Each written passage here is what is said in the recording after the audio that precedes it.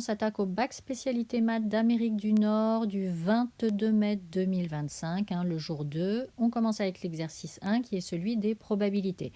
Je te laisse mettre sur pause pour bien lire l'énoncé. Je ne le fais pas sinon la vidéo va être trop longue. Question 1, on te dit on admet que la variable aléatoire grand N suit une loi binomiale.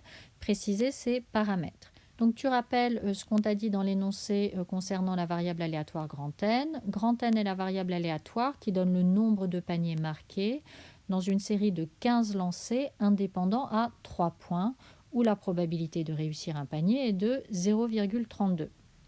Donc, puisqu'on t'a dit qu'on admettait que grand N suit une loi binomiale, c'est important de remettre les 15 lancés, parce que notre 15, ça va être le nombre de répétitions, donc c'est notre N dans la loi binomiale, et le 0,32, c'est la probabilité du succès. Pourquoi est-ce que c'est la probabilité du succès? Je te rappelle que dans une loi binomiale, la variable aléatoire ne fait qu'une seule chose, elle compte le nombre de succès.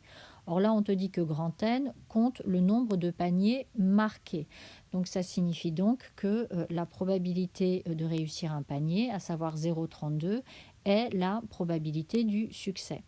Tu rappelles que grand N suit une loi binomiale et ensuite, il n'y a plus qu'à dire, on en déduit que les paramètres de cette loi sont N égale 15 et P égale 0,32. Je t'ai mis dans la marge la rédaction qu'il aurait fallu écrire si jamais on t'avait demandé de justifier que grand N suit une loi binomiale. Donc tu mets sur pause, tu recopies si jamais tu en as besoin et moi je passe à la deuxième question. On te dit calculer la probabilité que Victor réussisse exactement 4 paniers lors de cette série.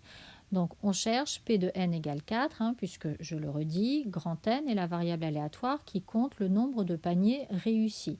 Donc là, réussir exactement 4 paniers, ça veut donc dire que grand N doit être égal à 4. Je t'ai rappelé en violet la formule de la probabilité quand on cherche P de X égale K où X suit une loi binomiale. Donc N c'est le nombre de répétitions, K c'est le nombre de succès et P c'est la probabilité du succès. Donc ici le nombre de répétitions c'est 15, la probabilité du succès c'est 0,32 et K qui est notre nombre de succès là c'est 4.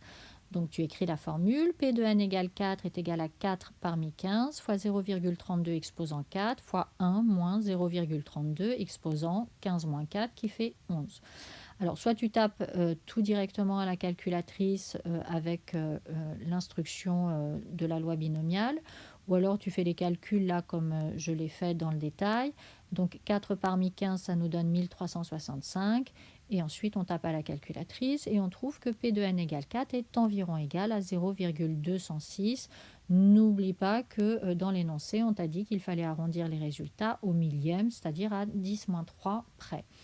La question a été posée en français, donc tu réponds avec une phrase de conclusion. La probabilité que Victor réussisse exactement 4 paniers lors de sa série est de 0,206 environ. Question suivante. Déterminer la probabilité que Victor réussisse au plus 6 paniers lors de cette série. Donc au plus, ça veut dire qu'on ne veut pas dépasser 6 paniers. Donc on cherche P de N inférieur ou égal à 6.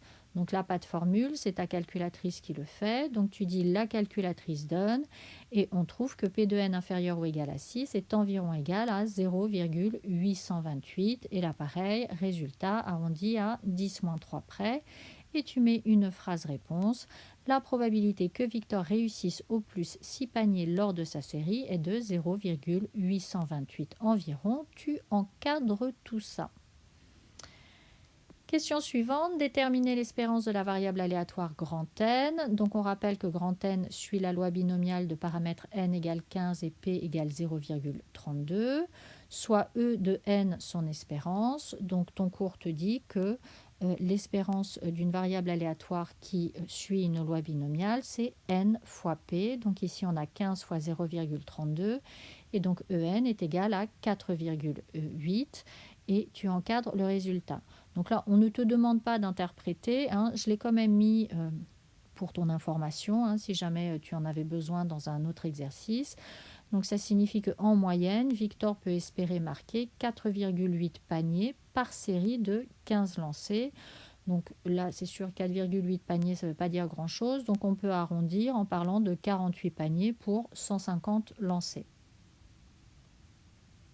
Dans la question 5, on te dit, on note T, la variable aléatoire, qui donne le nombre de points marqués après cette série de lancers, et on te demande d'exprimer T en fonction de n. Donc tu rappelles que n est la variable aléatoire qui donne le nombre de paniers marqués, et T est la variable aléatoire qui donne le nombre de points marqués après la série de lancers. Chaque panier marqué rapporte 3 points, donc on en déduit que T est égal à 3n et tu encadres le résultat. Ensuite, on te dit en déduire l'espérance de la variable aléatoire t, donner une interprétation de cette valeur dans le contexte de l'exercice. Donc tu sais maintenant en fin de terminale que quand on te dit en déduire dans une question, c'est que tu dois respecter ce que tu viens de trouver dans la question précédente. Donc là, qu'est-ce qu'on sait? On sait que t est égal à 3n. Donc si on pose E de t qui est l'espérance de la variable aléatoire t, calculer l'espérance de t revient à calculer E de 3n. Et donc là, je t'ai rappelé dans la marge en rouge, si une variable aléatoire grand X a pour espérance E de X et pour variance V de X, alors pour tout réel A, l'espérance de A fois X est égale à A fois l'espérance de X. C'est ce qu'on appelle la linéarité de l'espérance. Là, on ne te demande pas la variance, mais bon, je t'ai remis la formule pour la variance. Donc là, nous avons E de t qui est égal à E de 3n. Et E de 3n, par linéarité de l'espérance, c'est la même chose que 3 fois E de n. Donc E de t est égal à 3 fois 4,8 et on trouve E de t qui est égal à 14,4. Là, on te demande d'interpréter dans le contexte de l'exercice. Donc en moyenne, Victor peut espérer marquer 14,4 points par série de 15 lancers. Donc 144 points sur 150 lancés pour avoir un chiffre rond. Ensuite, on te dit calculer P de t compris entre 12 et 18. Donc là, il faut faire attention. Un t ne suit pas une loi binomiale. On n'a pas d'information sur t, si ce n'est que c'est 3 fois n. Donc il faut que tu reviennes à n. Donc t est égal à 3n. Donc dire que t est compris entre 12 et 18 est équivalent à dire que 3n est compris entre 12 et 18. On divise par 3. 3 étant strictement positif, les inégalités restent rangées dans le même ordre. Et donc, ça nous donne n compris entre 4 et 6. Donc, la probabilité que t soit compris entre 12 et 18 est égale à la probabilité que n soit compris entre 4 et 6. Donc, ceux qui ont la NumWorks ou qui ont les dernières versions de la TI ou de la Casio, votre calculatrice, ça, elle le fait directement. Et pour les autres, n'est-ce pas Alexis, ceux qui ont une TI 82 par exemple, la TI 82, elle ne fait pas ce genre de calcul, donc il faut changer l'écriture. Donc P de n compris entre 4 et 6, c'est la même chose que P de n inférieur ou égal à 6 moins P de n strictement inférieur à 4. J'ai fait un petit dessin. Compris entre 4 et 6, c'est la partie rose. Et on veut le 4, on veut le 6. Et cette partie rose, c'est la même chose que la partie bleue en prenant le 6, moins la partie verte, c'est-à-dire sans le 4, pour qu'on continue à avoir le 4 dans la partie rose. Or, n prend des valeurs entières, donc dire que n est strictement inférieur à 4, c'est la même chose que dire que n est inférieur ou égal à 3. Et donc ça, la TI 82, elle le fait. La TI 82 fait deux choses. Elle calcule P de x égale K ou P de x inférieur ou égal à K. Une autre façon, c'est de dire que P de n compris entre 4 et 6, eh bien c'est P de n égale 4 plus P de n égale 5 plus P de n égale 6, puisque n prend des valeurs entières. Donc dans les deux cas, vous écrivez la calculatrice donne. Donc à gauche, c'est pour ceux dont la calculatrice fait directement le calcul. Donc vous mettez la valeur arrondie au millième. Et pour ceux qui ont la TI 82, vous mettez le détail, le P de n inférieur ou égal à 6 moins le P de n inférieur ou égal à 3. On trouve le même résultat. Vous encadrez tout ça. On se retrouve à la prochaine vidéo pour la suite de l'exercice.